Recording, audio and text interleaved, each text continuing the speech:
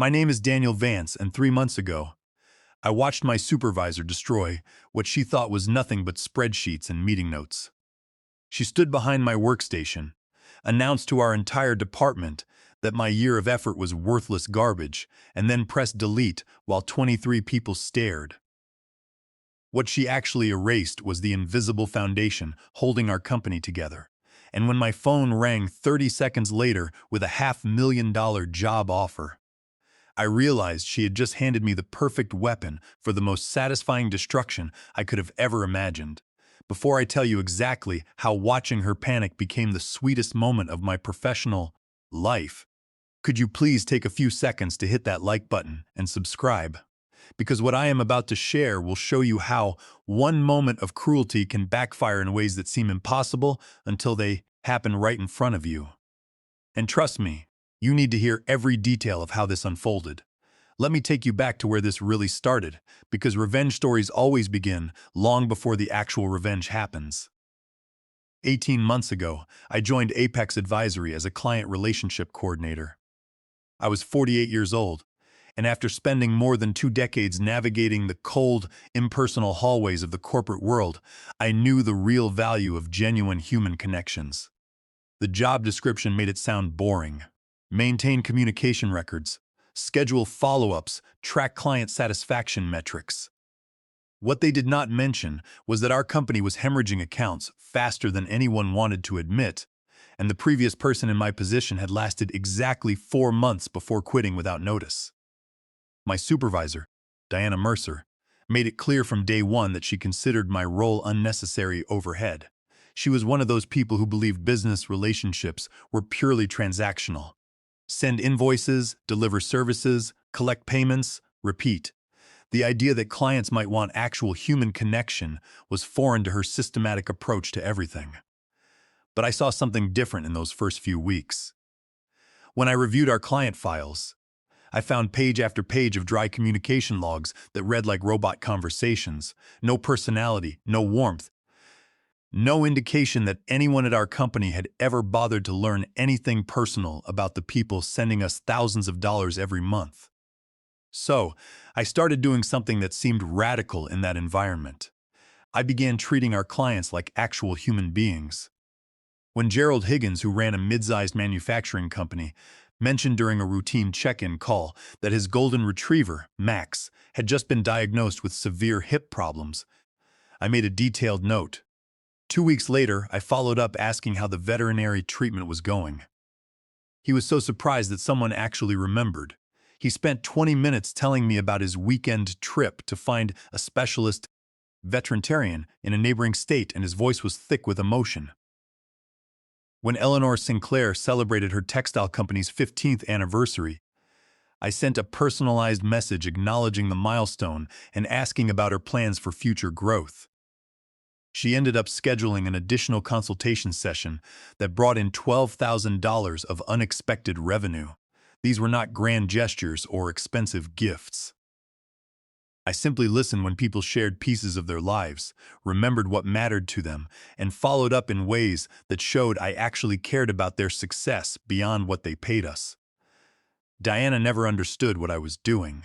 She would walk past my workstation and see me typing what looked like casual conversation notes, and I could feel her disapproval radiating across the office space. During our monthly reviews, she would flip through my activity reports with visible frustration. "Why are you spending 45 minutes on calls that should take 15?" she would ask, tapping her pen against her clipboard. "Efficiency metrics show you are processing fewer interactions per hour than optimal." I tried explaining that longer conversations were building stronger relationships, that clients were specifically requesting to work with me on new projects, and that our retention rate had improved by 37% since I started personalizing our approach. But Diana only cared about numbers that fit her spreadsheet formulas. What she did not realize was that I was building something far more valuable than efficient call logs. I was becoming the bridge between our company and the people who kept us in business. Bruce Barlow, who owned a chain of specialty bookstores, started calling me directly when he needed anything instead of going through our main number.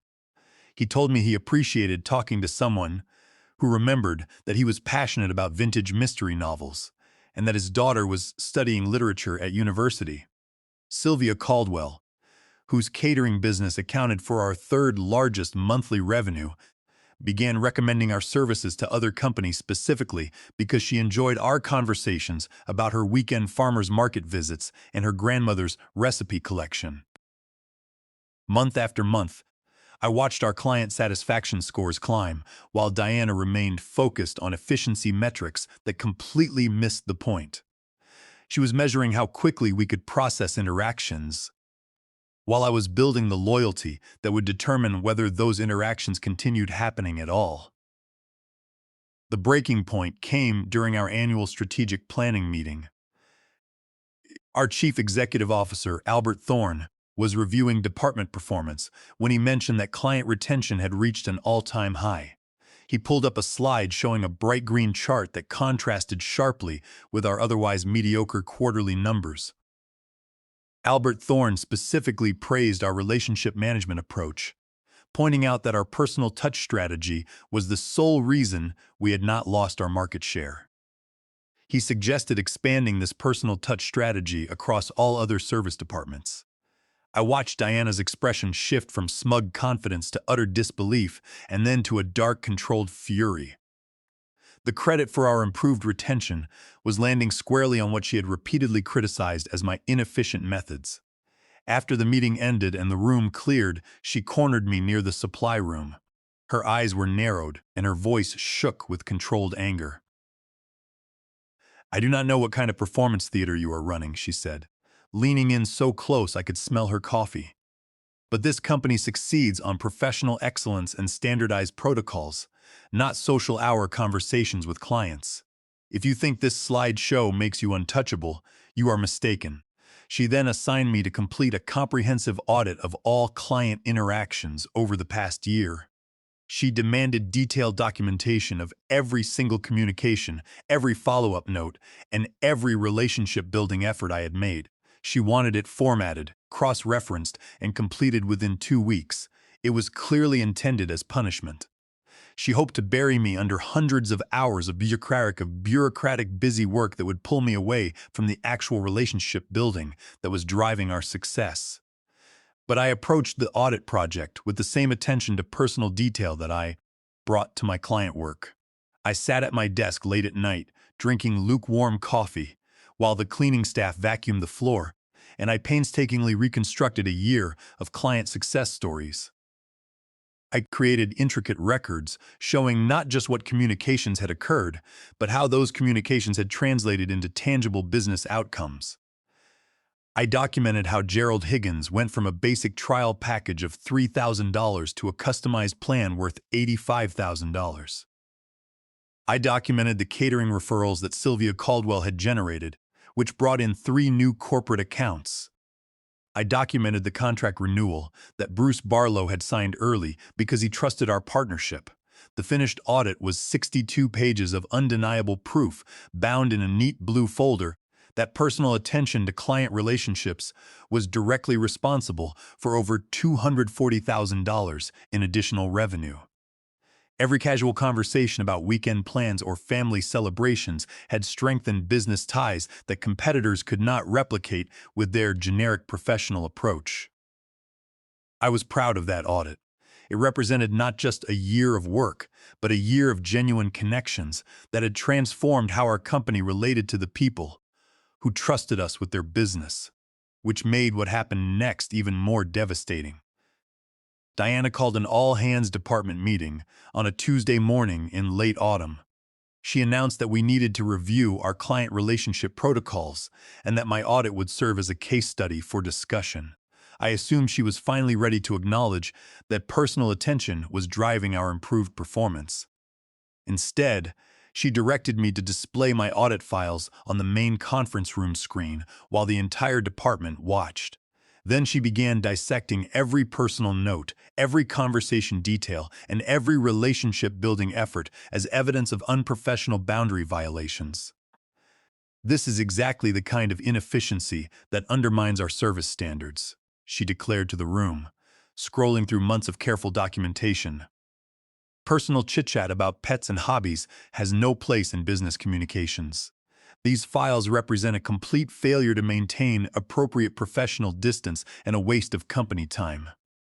I felt heat spreading across my neck as 23 coworkers watched her tear apart work that had generated significant revenue for our company. She was presenting my greatest professional accomplishment as a cautionary tale about what not to do. But then she did something that crossed a line I never expected her to cross. She pulled up the File Explorer on the projector screen and located the master database containing my complete audit, every client note, every relationship detail, and every conversation record that proved how personal attention was driving our business success. Her finger hovered over the mouse button while she continued talking about the need for standardized professional standards. "This entire approach is garbage," she announced, her hand hovering over the deletion command. "Beginning today, we return to efficient, professional client communication protocols." And then she clicked delete. I watched a year of relationship building disappear from the screen. 62 pages of documented connections that had generated hundreds of thousands of dollars in revenue, gone in one vindictive moment. The silence in the conference room was absolute as everyone processed what had just happened. Diana turned away from the screen with a satisfied expression, clearly expecting me to accept this humiliation and start rebuilding my work according to her preferred methods. But she had made one crucial miscalculation.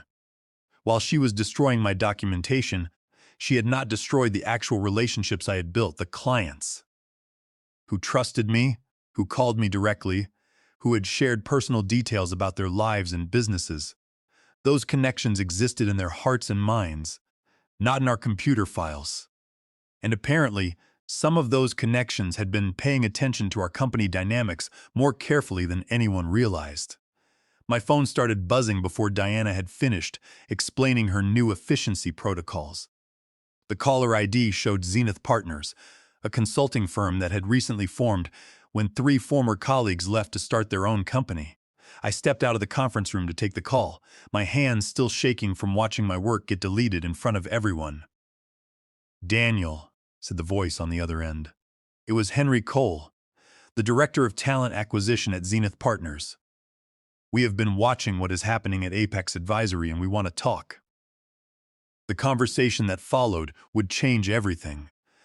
Zenith Partners had been tracking our client retention improvements, and they knew exactly who was responsible for the relationships that kept major accounts happy. They had been planning to approach me for months, but watching Diana destroy my audit files had convinced them that the timing was perfect. "We are prepared to offer you $500,000 annually to join our team," they said, "plus equity participation and complete autonomy over client relationship strategies.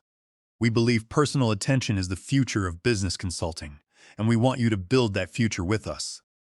$500,000, more than double my current compensation, working for people who valued exactly what Diana considered worthless inefficiency.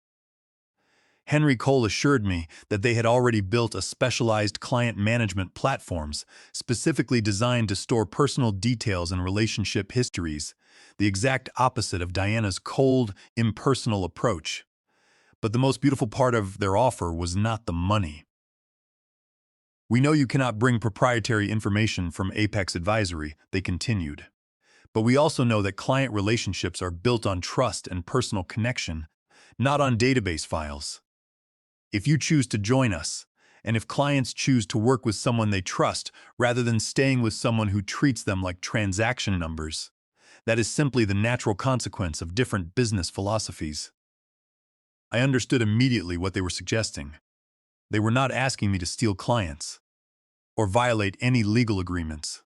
They were simply pointing out that if I left Apex Advisory and clients decided they preferred working with someone who remembered their dog's health problems and their daughter's college plans, that was their choice to make. When I walked back into the conference room, Diana was still lecturing about professional efficiency standards, while my former coworkers stared at their hands or notebooks, clearly uncomfortable with what they had witnessed. She noticed my return and paused her presentation. "Do you have questions about our new communication protocols?" I looked around the room at people I had worked alongside for 18 months, then at the blank screen where my audit had been displayed before being destroyed, and then back at Diana's expectant expression. Actually, I said, I have something to announce. I am resigning from Apex Advisory effective immediately. I will be joining Zenith Partners as their Director of Client Relations. The conference room went completely silent. You could hear the air conditioning unit humming in the background and someone's pen clicking nervously against their notepad. Deanna's expression shifted from smug satisfaction to confusion, then to something that looked almost like panic. "You cannot just quit in the middle of a department meeting," she stammered, clearly thrown off by this unexpected development. "There are protocols, notice requirements, and transition procedures." "Actually," I replied, pulling out my phone to show the contract offer I had just received. "My employment agreement allows for immediate resignations in cases of hostile work environment or professional misconduct. Having my work deleted in front of colleagues while being publicly humiliated qualifies on both counts." My heart skipped a beat as I stared at the blank projector screen, realizing that a whole year of my professional life, of my late nights and of my weekends spent typing notes, had been erased by a single malicious click. The 23 colleagues sitting around the long mahogany table remained completely motionless, some of them looking away in embarrassment and others casting sympathetic glances in my direction. In that moment of absolute silence, my anger transformed into a cold, clear focus. I knew that my dedication to our clients could not be erased by a computer command, and I realized that Diana had just set her own professional trap. Furthermore, I continued, my voice steady despite the adrenaline, "Your intentional deletion of my year of work, which belongs to the company, is a direct violation of California Penal Code Section 502, Subdivision C, Paragraph 4. That statute makes it a crime to knowingly and without permission delete or destroy computer data residing within a corporate network. You did not just humiliate me, Diana. You destroyed proprietary company records in front of 23 witnesses." Gideon, who had been quietly observing from the back of the room, stepped forward. "Perhaps we should discuss this privately before making any hasty decisions." But I was done with private discussions and diplomatic solutions. Diana had chosen to humiliate me publicly, so she would get to experience the consequences just as publicly. "There is nothing to discuss," I said, gathering my personal items from the conference table. "My decision is final. I will submit formal resignation paperwork within the hour." As I walked toward the conference room exit, I could feel 23 pairs of eyes following my movement. Some of my coworkers looked shocked, others looked impressed, and a few looked like they were reconsidering their own career choices. Within 24 hours, I had cleaned out my desk, completed exit interviews, and started my new position at Zenith Partners. Their office was smaller than Apex Advisory's, but filled with energy and excitement about building something innovative in the consulting space. The founders welcomed me warmly, explaining that they had watched Apex Advisory decline for years because of their outdated metrics and lack of human touch. They believed that the future of business lay in understanding the human element behind every transaction. More importantly, I was finally working with people who understood that business relationships were built on genuine human connection, not efficiency metrics and standardized communication protocols. But the real validation of my decision came in the weeks that followed as I watched the natural consequences of Diana's actions unfold with devastating precision. I had not reached out to any Apex Advisory clients. I had not made sales calls or sent recruitment messages. I simply updated my professional profiles to reflect my new position and continued being the same person who had spent a year building authentic relationships with people who needed consulting services. The first call came on Thursday morning, 3 days after I started at Zenith Partners. Gerald Higgins, the manufacturing company owner, whose golden retriever, Max, I had asked about during routine check-ins, called my new office number directly. "Daniel," he said, "I heard through the professional network that you have moved to a new firm. I wanted to congratulate you and ask about your new company's capabilities." He explained that Diana's replacement coordinator had already called him, but the conversation felt like an interrogation. She refused to answer his questions because it exceeded their 15-minute time limit, and she had no idea what services his company actually required. We talked for an hour about his business needs, his expansion plans, and yes, his dog's improved mobility after the specialist treatment. By the end of the conversation, he had scheduled a consultation meeting to discuss transitioning his account to Zenith Partners. The second call came that same afternoon. Eleanor Sinclair, whose textile company anniversary I had celebrated, wanted to discuss her upcoming project needs with someone who understood her business philosophy. "I have been working with consulting firms for 12 years, she told me, "and you are the first person who ever made me feel like my company mattered beyond the invoice amount. The new person they assigned to my account is a robot who only sends automated emails. If you are offering the same personal attention at your new firm, I am interested in making a change." By the end of my first week at Zenith Partners, I had received calls from 6 former Apex advisory clients. Not because I had solicited them, but because they preferred working with someone who treated them as individuals rather than account numbers. Meanwhile, back at Apex Advisory, Diana Mercer was starting to realize what she had actually deleted when she destroyed my relationship-building documentation. I heard about her growing panic through mutual connections in the professional community. Apparently, she had tried to reach out to major clients for routine check-ins, only to discover that many of them were no longer interested in continuing their contracts.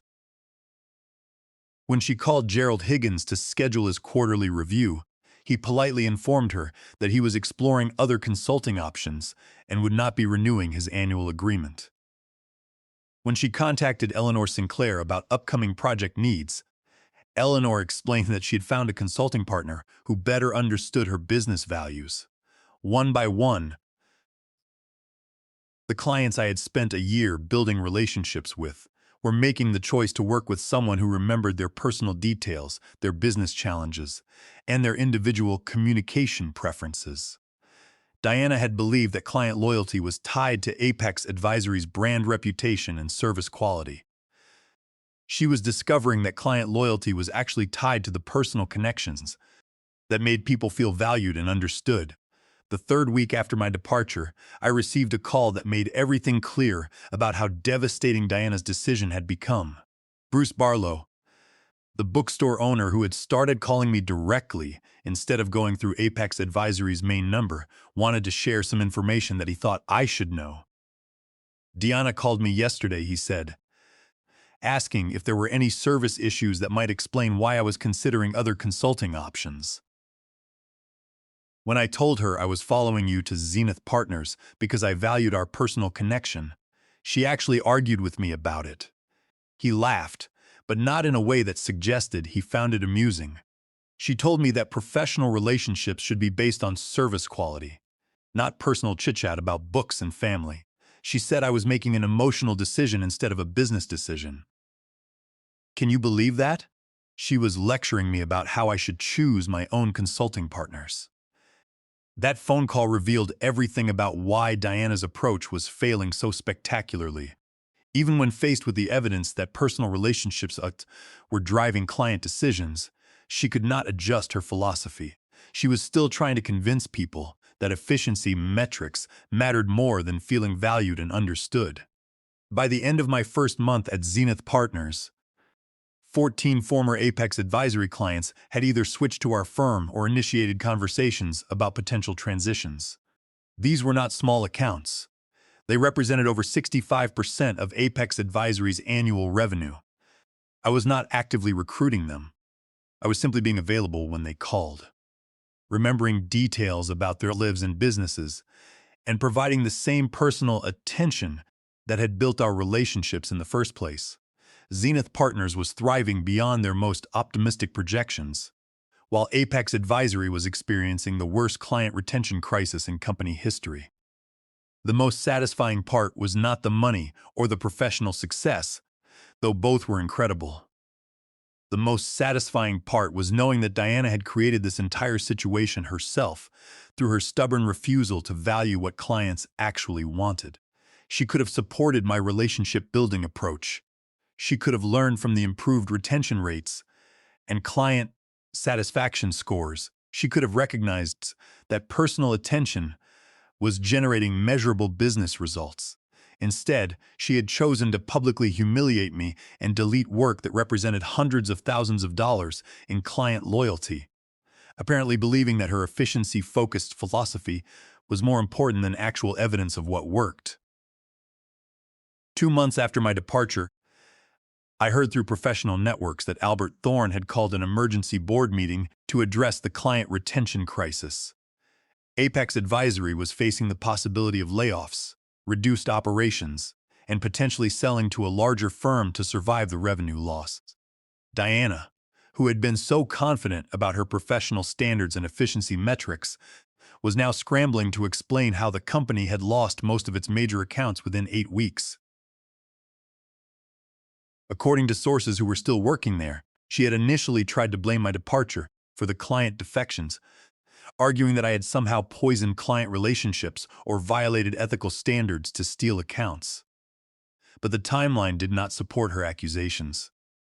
Clients were not leaving immediately after I resigned. They were leaving after attempting to maintain relationships with Diana's new efficiency-focused approach, and discovering that they preferred working with people who treated them as individuals. The board investigation revealed exactly what I could have told them months earlier. Clients choose consulting partners based on trust, communication quality, and feeling valued, not on how quickly their calls get processed or how efficiently their concerns get categorized. Furthermore, when the board looked into my immediate resignation, they examined the meeting where my files were destroyed. Diana's unauthorized deletion of company files was flagged as a severe compliance violation. Under California Penal Code Section 502, Subdivision C, Paragraph 4, her action was not just poor management, it was an illegal destruction of corporate property that had caused direct financial damage to the firm. The company's legal counsel warned Albert Thorne that they could be held liable if client data was destroyed maliciously by an officer of the company. And the board had to take immediate action to protect the firm from shareholder lawsuits. The IT logs showed her login credentials deleted the files exactly at the time of the meeting, which was recorded on the security camera. Confronted with this evidence, the board used this violation to terminate her employment immediately for cause, stripping her of any severance benefits or stock options. 3 months after my departure, I received a call that made this revenge story complete. Albert Thorne contacted me personally to discuss what he called a potential partnership opportunity. He wanted to know if Zenith Partners would be interested in acquiring Apex Advisory's remaining client accounts and possibly hiring some of their staff during what he described as a strategic restructuring process. During our conversation, Albert Thorne mentioned that they were also re-evaluating leadership approaches in their client relations department. Reading between the lines, it was clear that Diana's position was already vacant. "I have to ask," he said toward the end of our call, "what would it take to bring you back to Apex Advisory as Director of Client Relations? We are prepared to offer significant compensation increases and complete autonomy over relationship management strategies." The irony was incredible. 3 months after watching my work get deleted in front of my colleagues, I was being recruited back to implement exactly the same approach at a much higher salary with complete authority over the department that had rejected my methods. But I had no interest in returning to work for people who had only learned to value my approach after losing millions of dollars in revenue. "I appreciate the offer," I told him, "but I am very happy with my current position." Zenith Partners understood the value of personal client relationships from day one, rather than having to learn it through crisis. My promotion to senior partner at Zenith Partners came with a spacious office overlooking the city skyline, a dedicated team of client relationship managers who shared my philosophy, and an equity stake that secured my financial future. We held regular workshops to teach the newer staff how to build rapport, how to active listen, and how to treat clients as human beings first. 6 months after leaving Apex Advisory, I was promoted to senior partner at Zenith Partners, with equity participation and responsibility for expanding our client relationship philosophy across multiple service lines. The clients who had followed me became the foundation for our most successful year in company history. Meanwhile, Apex Advisory underwent the strategic restructuring. They laid off 35% of their staff, sold their largest office space, and ultimately merged with a competitor. Diana was not retained during the merger, and she was left with a ruined professional reputation. Every day, I get to work with clients who appreciate having their birthdays remembered, and every day I am reminded that the best revenge against people who undervalue your contributions is simply proving them wrong through your continued success elsewhere.